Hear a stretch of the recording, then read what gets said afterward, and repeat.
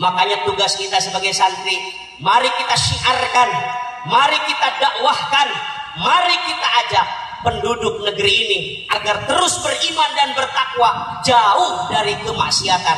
Karena kita khawatir kalau penduduk negeri ini sudah menjadi ahli maksiat, bukan ahli taat, sudah menjadi ahli salah, bukan ahli saleh, sudah menjadi al-mugarrong, bukan al-mukarram, maka kita khawatir negeri ini yang dulu merdeka, yang dulu berkah akan hancur luluh lantah. Betul?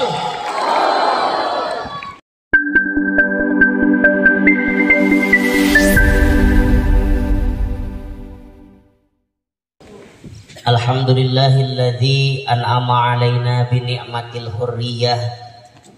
Wassalatu wassalamu ala Rasulillah wa ala alihi wa ashabihi dzawin nufusi zakiyah, amma ba'du. Ilahi anta maksudi wa ridhoka matlubi, a'tini mahabbataka wa ma'rifataka wa a'tini ma'aka abada.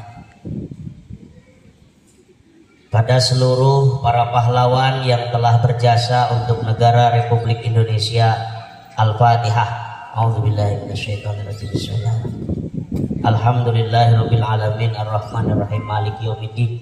Iyyaka na'budu wa iyyaka nasta'in ihdinas siratal mustaqim siratal ladzina an'amta 'alaihim. Tidak banyak yang akan disampaikan pada amanat bina upacara kali ini. Alhamdulillah, pada kesempatan ini kita bisa bersama-sama melaksanakan upacara bendera dalam rangka memperingati hari ulang tahun kemerdekaan Republik Indonesia yang ke-78 tahun. Apa sebenarnya makna hikmah di balik upacara bendera ini? Yang pertama adalah mengenang sejarah. Karena untuk menjadi rujukan hidup sekarang itu harus berkaca dari sejarah, atau istilahnya berdarah, belajar dari sejarah. Apa yang harus kita pelajari dari sejarah? Ternyata yang pertama, semangat juang dan keikhlasan para pahlawan untuk memerdekakan Indonesia begitu luar biasa. Kenapa dikatakan luar biasa? Di antaranya karena dulu fasilitas belum serba ada, teknologi belum begitu canggih.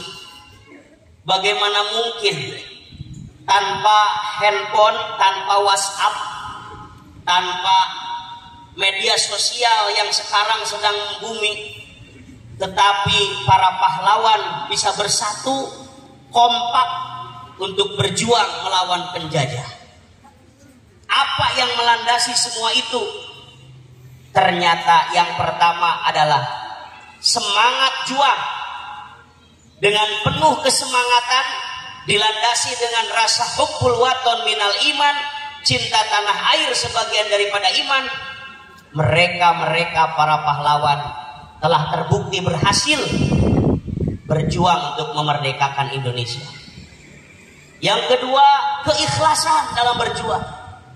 Mohon maaf, para pahlawan dulu tidak memikirkan uang.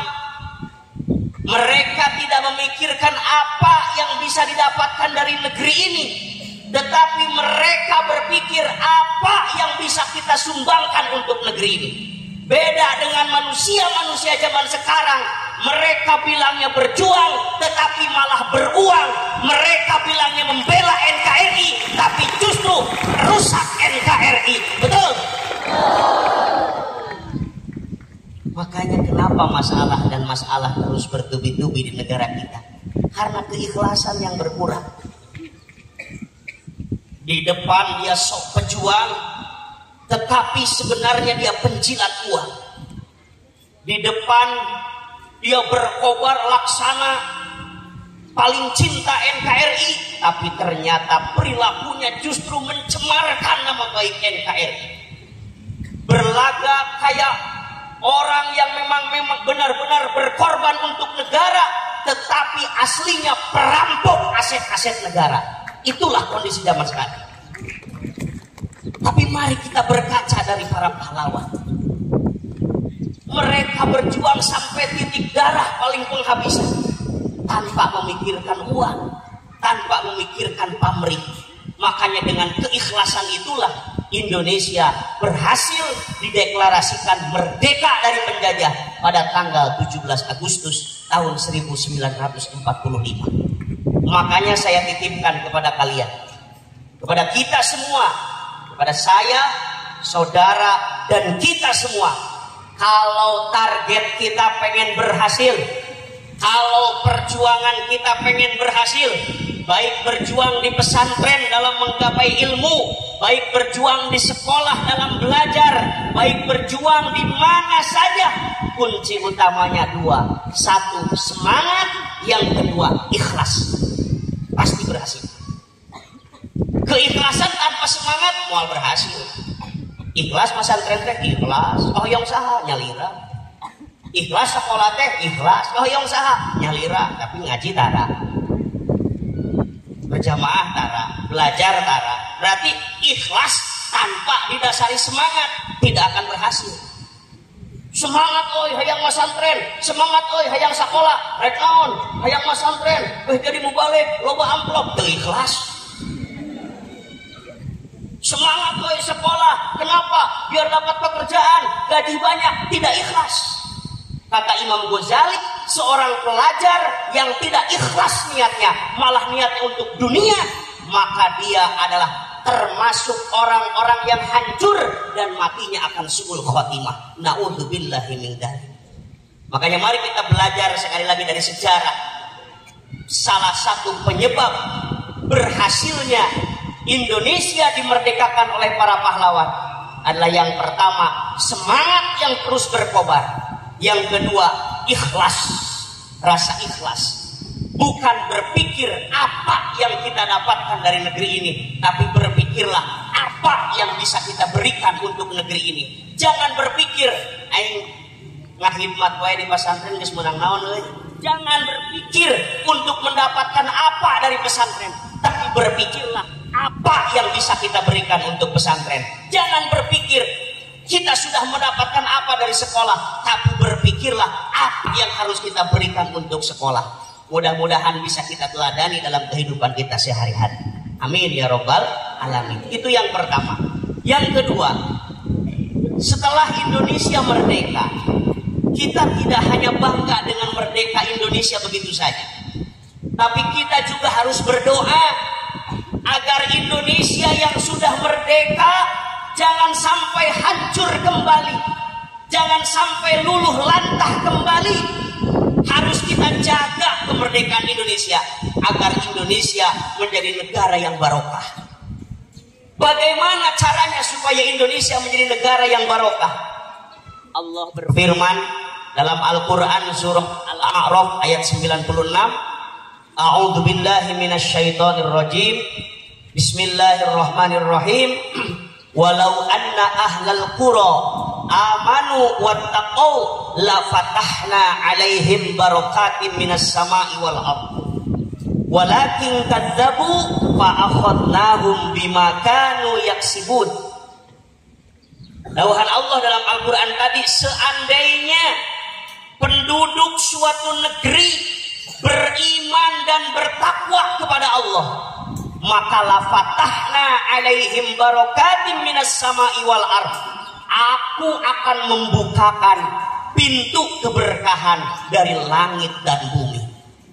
Tapi seandainya penduduk negeri tidak beriman dan tidak bertakwa, malah mendustakan Allah, maka fa'akhadnahum bima kanu yaksibun, maka aku akan menyiksa mereka sebagai balasan terhadap apa yang telah diperbuatnya.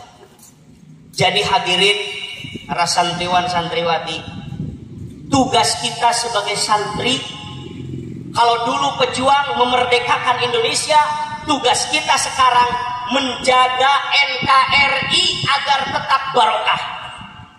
Dengan cara apa? Tadi satu, beriman. Yang kedua, bertakwa kepada Allah. Iman saja tidak cukup, tapi harus disertai dengan takwa. Kalau iman hanya keyakinan, kalau takwa dibuktikan dengan sikap, perilaku, dan perbuatan. Ucapan, hati, perbuatan sinkron, bertakwa kepada Allah. Maka yakin jika penduduk negeri ini beriman dan bertakwa, Indonesia akan tetap barokah. Makanya tugas kita sebagai santri, mari kita syiarkan, mari kita dakwahkan, mari kita ajak penduduk negeri ini agar terus beriman dan bertakwa, jauh dari kemaksiatan. Karena kita khawatir kalau penduduk negeri ini sudah menjadi ahli maksiat, bukan ahli taat, sudah menjadi ahli salah, bukan ahli saleh, sudah menjadi al-mugarrong, bukan al-mukarram, maka kita khawatir negeri ini yang dulu merdeka, yang dulu berkah, akan hancur luluh lantah. Betul? Makanya kita jaga.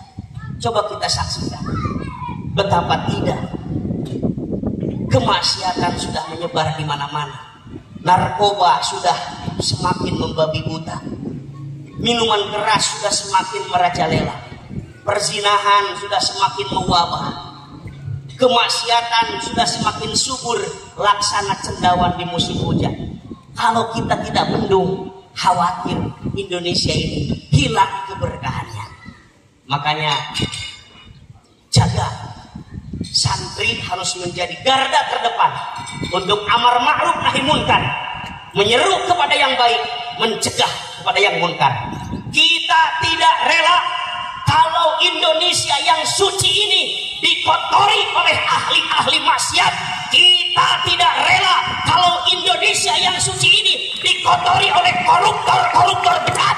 Kita tidak rela kalau Indonesia yang suci ini ternodai oleh biang kerok pengkhianat. Betul? Siap kita menjaga NKRI? Siap kita menjaga NKRI? Merdeka! Merdeka! Merdeka! Terakhir, berpesan, hakikat dari kemerdekaan adalah la khaufun alaihim walahum yahzanun. Hakikat dari kemerdekaan adalah kita bebas dari rasa takut dan rasa sedih. Makanya sesungguhnya orang yang telah menggapai kemerdekaan adalah para wali Allah. Karena para wali Allah dalam hatinya sudah tidak ada rasa takut, sudah tidak ada rasa sedih. Ala inna awliya Allahi la khaufun alaihim walahum yahzanun. Sesungguhnya para wali-wali Allah adalah mereka yang tidak ada rasa takut dan tidak ada rasa sedih. Makanya kalau di Indonesia ini kita masih banyak ketakutan, masih banyak kesedihan, berarti hakikatnya kita belum merdeka. Bagaimana caranya supaya hati kita tidak takut, hati kita tidak sedih? Maka semangat zikrullah harus terus kita laksanakan. Zikir yang kita amalkan adalah untuk membentuk hati kita supaya tidak banyak rasa takut, tidak banyak rasa sedih. Salah satunya zikir yang harus kita amalkan adalah zikir merah putih. Merah putih adalah bendera suci yang melambangkan dua zikir. Merah adalah zikir jahar dan putih adalah zikir khafi. Maka bendera merah putih jangan hanya sebatas dihormati secara seremonial, jangan hanya sebatas dikibarkan secara seremonial, tapi merah putih harus dipasangkan dalam dada kita, dalam kolbu kita dengan cara zikir merah, yaitu zikir jahar, zikir khofi, yaitu bendera putih. Merah putih adalah dua zikir yang harus kita tanamkan dalam kolbu supaya kita merdeka secara hakiki. Amin ya robbal alamin. Itu saja yang dapat saya sampaikan. Mohon maaf atas segala kekurangan. Wallahul muwaffiq ila aqwamit thoriq. Wassalamualaikum warahmatullahi wabarakatuh.